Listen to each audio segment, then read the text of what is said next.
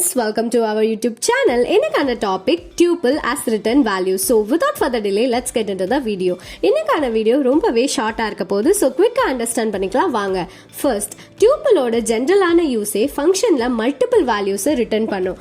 Second, நம்ம tupleல 2 or more வேல்யூஸை ஃபங்க்ஷன்ல ரிட்டர்ன் பண்றதுக்காக கிரியேட் பண்ணலாம்.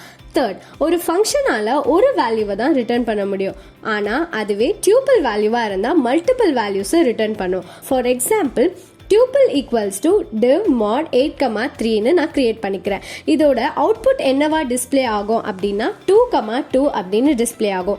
ஏன் அப்படின்னா இந்த ப்ரோக்ராமில் 8 x ஆகவும் 3 y ஆகவும் கன்சிடர் பண்ணுறேன். So tuple equals to x divide y அப்படின்னு வந்துடும். அப்போ அவுட்புட் எப்படி டிஸ்பிளே ஆகும்? 8 divides 3 வந்து 2, அதோட கோஷன் 2. ஸோ அவுட்புட்டும் 2,2 அப்படின்னு பிரிண்ட் ஆகுது.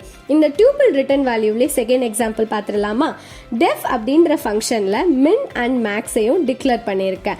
நெக்ஸ்ட் அதையே ரிட்டர்னும் பண்ணுறேன். ஸோ இங்கே min and max built-in function என்ன பண்ணும்னா லார்ஜஸ்ட் அண்ட் ஸ்மாலஸ்ட் எலிமெண்ட்ஸை சீக்வன்ஸாக ஃபைண்ட் பண்ணுது. ஸோ min and max ரெண்டுமே கம்ப்யூட் ஆகி ரெண்டு வேல்யூஸை ரிட்டர்ன் பண்ணுது. ஸோ tuple ரிட்டர்ன் வேல்யூஸ் பற்றி ப்ரீஃபாக பார்த்தாச்சு. That's it for today video guys. Thank you for watching.